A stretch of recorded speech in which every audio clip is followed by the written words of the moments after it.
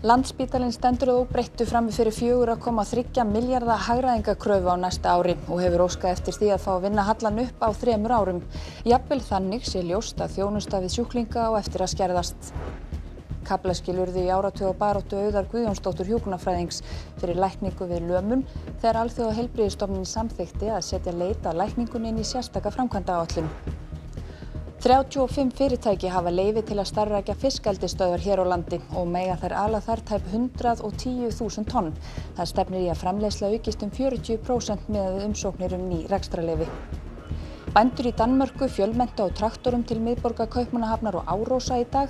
Þar mótmæltu þeir því að stjórnvöld hafi fyrirskipað að aflífa skyldi alla minka á minkabúum landsins án þess að hafa heimild í lögum. Tónelskir aðdáendur Sinfóníuhljómsveitarinnar fengu í dag sendingu frá sellóleikurum sem léku tónlistina heima í stofu í miðbænum. Þetta að mörgu leyti ekki ólíkt því að spila fyrir fullum sal af fólki, segir Bryndís Halla Gylfadóttir.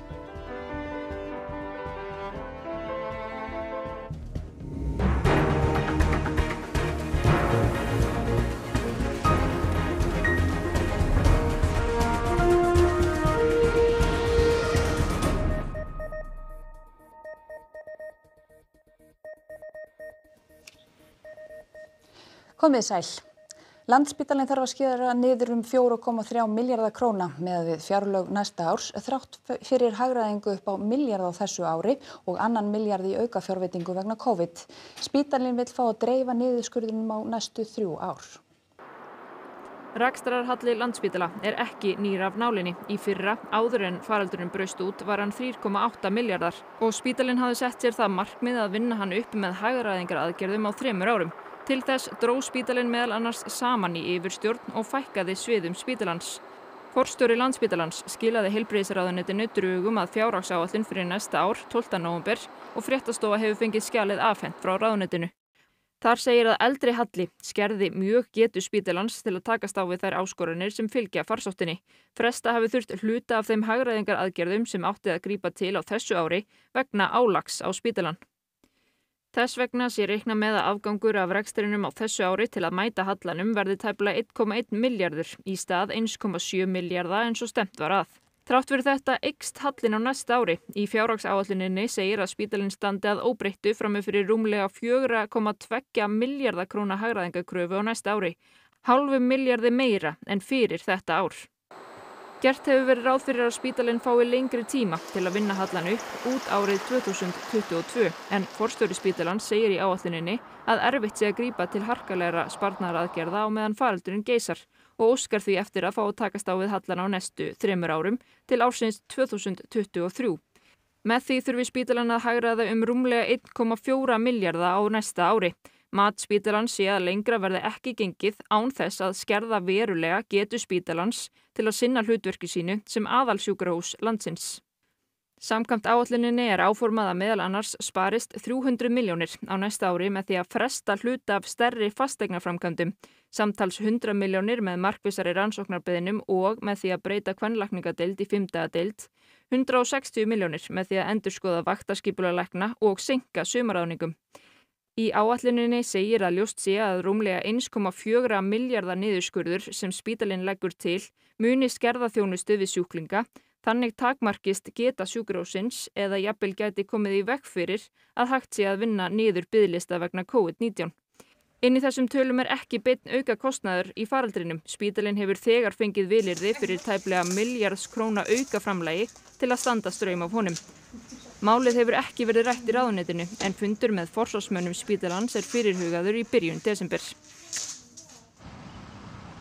Já, og hjá okkur Ólafur Darri Andrason, framkvæmdastjóri fjármálasviðs Landspítala. Já, hvað þýðir það að þurfa að hagræða 1400 milljónir á milli ára? Þetta þýðir auðvitað þetta dregur úr slagkrafti spítalans að takast á við krefjandi verkefni. Þannig má til dæmis nefna að það hafa orðið til langir biðlistar í COVID núna á þessu ári. Það verður erfitt að takast á við þá, það verður erfitt að takast á við nýjungar og breytingar og þessi verkefni sem að spítali eins og Landspítalinn alltaf að takast á við. En við teljum þó að við getum varið grunnþjónustu spítalans og vonandi áfram veitt góða og örugga þjónustu. Þýðir þetta uppsagnir? Við gerum ekki ráð fyrir því að grípa til uppsagna. En þið talaði einmitt að þetta muni koma í veg fyrir frekara viðhald húsbygginga. Hvaða áhrif getur það haft? Það er alltaf verið að tala að hús Landspítala séu barn síns tíma. Það er auðvitað þannig með húsakost Landspítalans að hann er barn síns tíma. Við erum auðvitað með ákveði fé til viðhalds, en hluti af þeim hagræðingaraðgerðum sem við höfum lagt til við ráðherra er að fresta viðhaldi á næsta ári. Á hverju þá? Við höfum ekki sundurgreint það sérstaklega. Þið getur nefnt dæmi fleiri hluti sem verða skornir niður?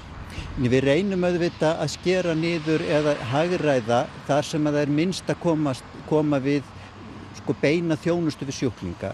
Við reynum að skera niður eða hagræða í yfirstjórn spítalans í ýmsum verkefnum sem að ekki snúa að daglegri þjónustu við spítalan, við sjúklinga ætlaði ég að segja. Þannig að okkar megin markmið er að geta veitt sjúklingum góða og örugga þjónustu þrátt fyrir að við þurfum að hagræða. Kærar þakkir fyrir þetta, Ólafur Darri, og við kveðjum hérna. Þakka fyrir það, Hólmfríður Dagný Friðjónsdóttir.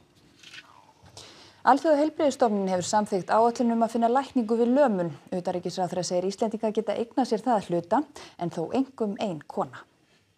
Alþjóðaheilbrigðisstofnunin WHO samþykkti á Alþjóðaheilbrigðisþinginu á dögunum að taka rannsóknir á mænuskaða inn í 10 ára áætlun rannsóknir og lækningu á taugakerfinu. Guðlaugur Þór Þórðarson, utanríkisráðherra, segir þetta mjög mikilvægt skref. Baráttan fyrir því hafi staðið lengi og Íslendingar geti eignað sér hluta af þessum árangri. Sjálfur hefur tekið þátt í þessu lengi, bæði sem þingmaður og bæði heilbrigðis- og utanríkisráðherra, sömuleiðis núverandi heilbrigðisráðherra. En ég held nú að það sé nú óhætt að segja að sá einstaklingur sem á mestar þakkir skildar er Auður Guðjónsdóttir, sem hefur verið óþreytandi við að vekja athygli á þessu og hvetja okkur til góðra verka. Og ég fullyri það að þessi hluti var ekki komin á þennan stað nema væri fyrir hennar ötulu baráttu. Auður, sem er hjúkrunarfræðingur, hóf baráttuna fyrir lækningu á mænuskaða eftir að Hrafnhildur dóttir hennar slasaðist alvarlega í bílslysi árið 1989 og hefur leitað ýmissa leiða bæði innanlands og á alþjóðavettvangi, rætt við þjóðarleiðtoga og aðra og stofnaði meðal annars Mænuskaðastofnun Íslands sem hýsir alþjóðlegan gagnabanka nýjungar í meðferð við mænuskaða. Hún er með komið þetta á dagskrá og er að leggja upp framkvæmdaáætlun hvað þetta varðar. Og það er svo stofnun sem er mikilvægast að það er engin stofnun betri til þess að fylgja þessum málum eftir. Og einhver kynni að segja að það er ekki algjörlega sjálfsagt að eitthvað svona gerist, það er það ekki. Og það eru auðvitað mörg mál sem að menn vilja sjá tekin fyrir og jafn skrítið og það nú er að þá tekur oft ár í þessu áratugi að koma þessum málum á þenn stað sem það er núna. Já, þetta þýðir það að nú hefur Alþjóðaheilbrigðismálastofnunin samþykkt að það þurfi að gera sérstakt átak í því að finna lækningu í lömun og öðrum meinum í mænu og heila. Auður segir að eftir áratuga baráttu séu komin kaflaskil í baráttunni. Já, þetta eru mikið kaflaskil því að loksins er Alþjóðaheilbrigðismálastofnunin búin að samþykkja og það er búið að fara víða með þetta mál. Meðal annars til Landarás og til Sameinuðu þjóðanna og nú er það komið svona að Alþjóðaheilbrigðismálastofnunin er búin að samþykkja. Aukalandsþing Miðflokksins samþykkti í dag tillögu þess efnis að embætti varaformanns flokksins verði lagt niður og að þingflokksformaður verði í staðinn talsmaður stjórnar í forföllum formanns. Vigdís Hauksdóttir, fulltrúi flokksins í borgarstjórn í Reykjavík, er sú eina sem hafði tilkynnt framboð til varaformanns gegn Gunnari Braga Svinssyni sem jafnframt er þingflokksformaður. Hún segist hafa orðið hissa þegar hún sá tillöguna og veltir því upp hvort ástæðan sé sú að einhverjir flokksmenn hafi ekki þorað í varaformannsslaginn. Hún ætlar ekki að bjóða sig fram í stjórn flokksins. Ríflega 40% aukning verður í fiskeldi hér á landi. Frá því sem nú er verði allar umsóknir ný rekstrarleyfi hjá Matvælastofnun samþykktar. Mest er aukningin í laxeldi í sjókvíum þegar eru í gildi leyfi fyrir tæplega 110.000 tonna eldi. 35 fyrirtæki og stofnanir hafa leyfi til að starfrækja fiskeldisstöðvar hér á landi, ýmist á landi eða í sjó. Þetta eru bæði fyrirtæki í seiðaeldi og eldi á fullorðnum fiski. Mesta eldi á Vestfjörðum þar sem leyfilegt að ala ríflega 51.000 tonn, mest allt í sjókvíum. Á Austfjörðum leyfi fyrir tæplega 37.000 tonna sjókvíaeldi. Fyrirtæki á Norðurlandi hafa rekstrarleyfi fyrir rúmum 5.000 tonnum og þar aðalega landeldi. Langmesta landeldið svo á Suðurnesjum og Suðurlandi, þar sem heimilt að ala rúm 15.000 tonn. Samtals í gildi á landinu öllu leyfi til að ala ríflega 108.000 tonn. Hjá Matvælastofnun nú 9 umsóknir rekstrarleyfi fyrir sjókvíaeldi og 25 umsóknir landeldi. Þessar umsóknir fela í sér 43% aukningu á fiskeldi frá því sem nú verði þær allar samþykktar og gefnar út. Og þótt umsóknir sjókvíaeldi séu færri, fela þær í sér mun meira eldi. Mest aukningin á Vestfjörðum en þær eingöngu sótt aukið sjókvíaeldi. Það sama á við á Austfjörðum. Og bróðurpartur umsókna fyrir aukið landeldi á Suðurnesjum og Suðurlandi. Heildaraukningin sem liggur að baki 9 umsóknum rúmlega 47.000 tonn.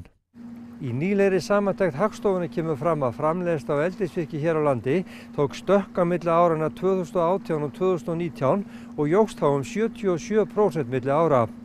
Og miðað við stöðuna í fiskeldinu hér á landi í dag og áform fiskeldisfyrirtækja og umsóknir ný rekstrarleyfi bendi fátt til annars en að þessi þróun muni halda áfram.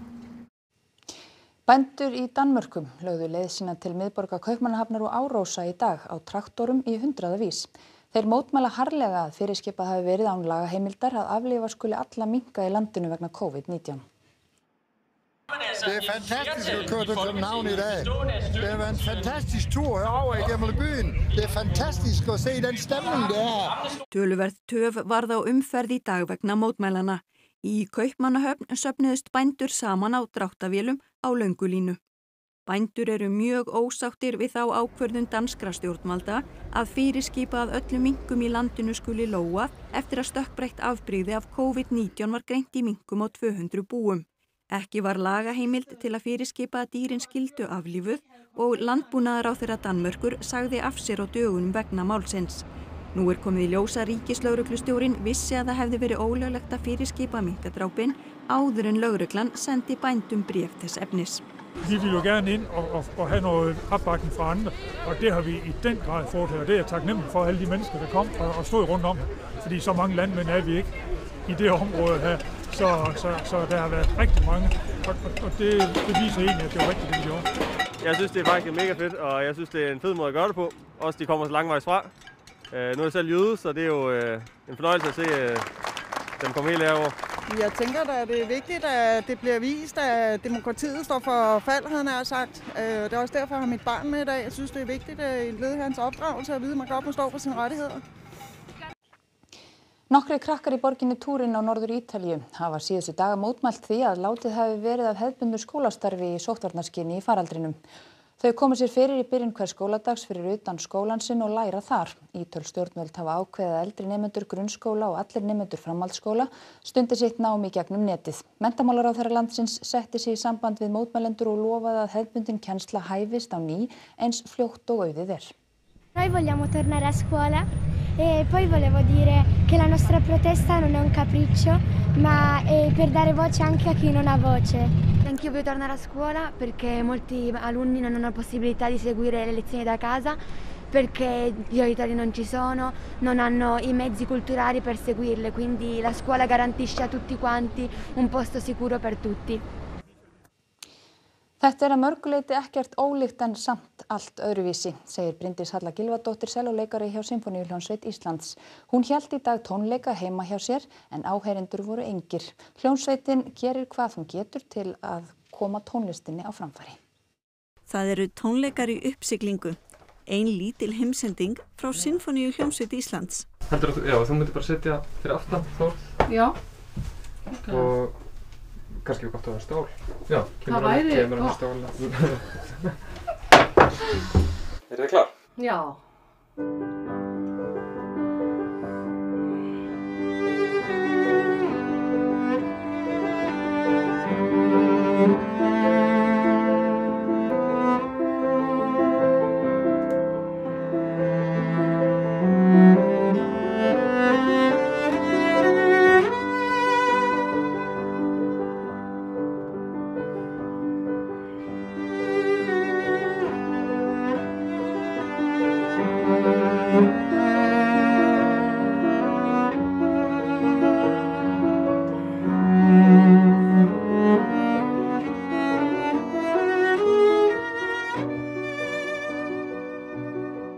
Við í Sinfoníunum höfum verið að reyna svona þrátt fyrir COVID að vera að gera eitthvað sem að þá felur ekki í sér að hafa fólk í salnum og svona og þetta, við höfum verið með svona það sem kallast heimsendingar, þá bara fólk að spila heima hjá sér og senda og þetta höfum við verið að setja á þarna Facebook. En allavega þetta hefur verið mjög skemmtilegt að gera þetta og horfa á þessar heimsendingar.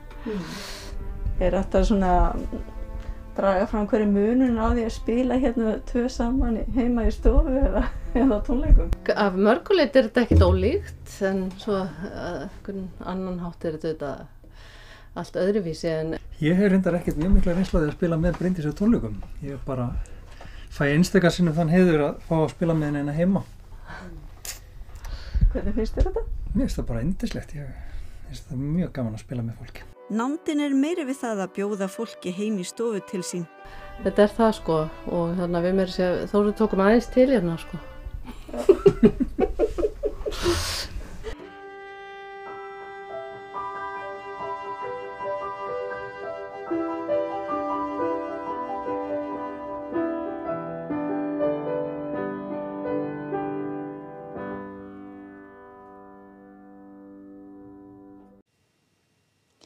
Miðborg Reykjavíkur iðaði að lífi í dag og ljóst að COVID-doðinn að brá af borgarbúum. Margir kíktu í búðir eða minnstakosti í búðarglugga en hins vegar fór lítið fyrir því að fólk væri í jólagjafahugleiðingum.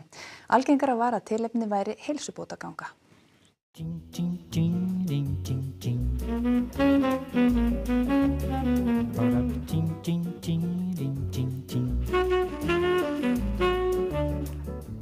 Þriggjastiga hiti og á logni í nóvember nokkuð sjaldgæft og margir ákváðu að upplifa þessar einkennilegu kringumstæður.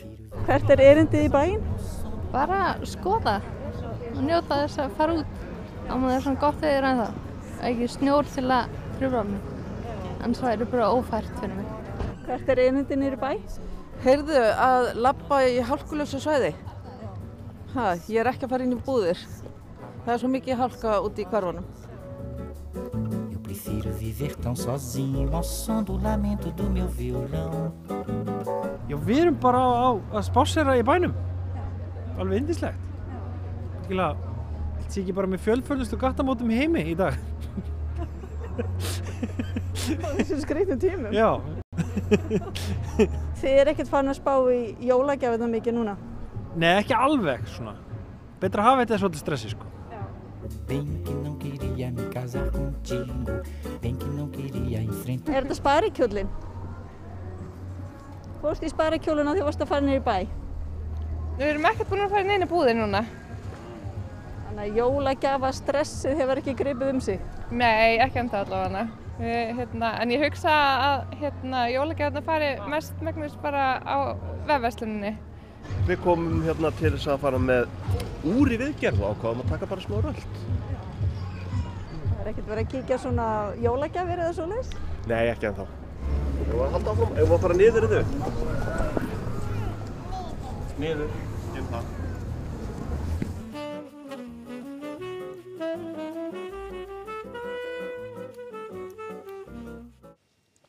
Og þrátt fyrir harðar sóttvarnaaðgerðir á Bretlandi búið að kveikja jólaljósin í miðborg Lundúna. Borgarbúi segir ljósadýrðina upplífgandi á þessum dimmu tímum.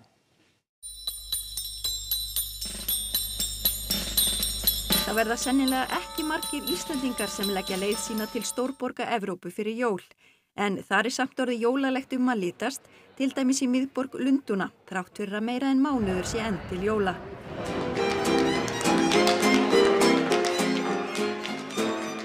Kveikt var á jólaljósunum í Oxford-stræti, helstu verslunargötu borgarinnar, 3 vikum fyrr en vanalega.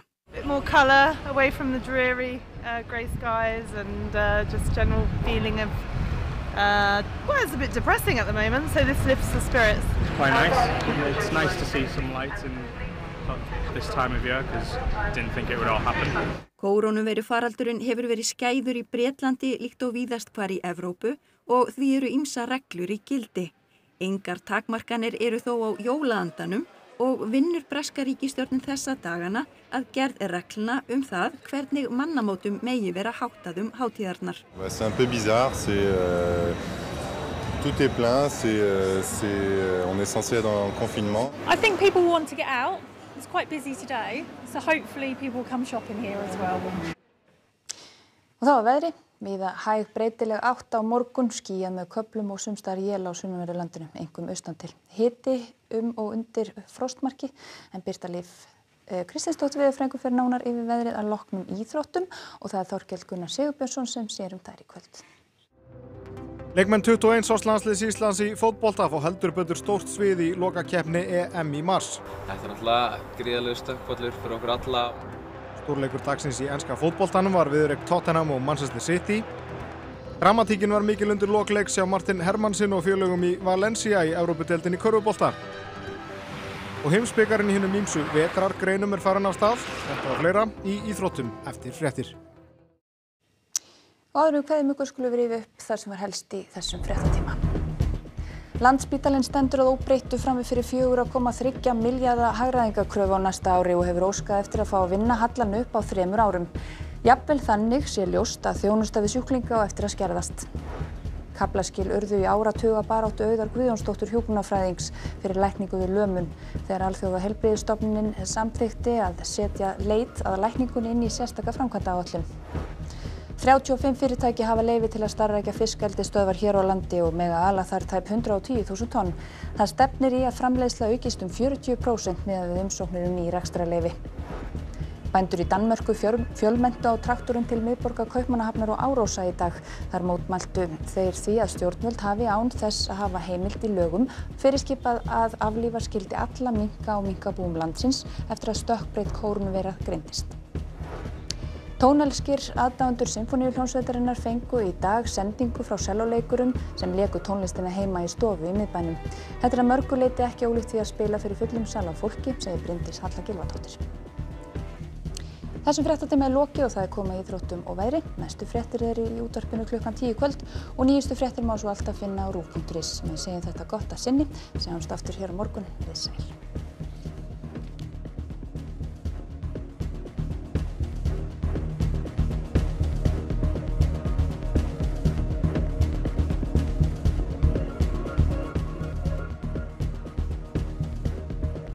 Á RÚV í kvöld. Ævintýri Tinna segir frá félögunum Tinna og Kolbeini Kafteini sem leitaði fjársjóði í skipi sem sökk fyrir 400 árum.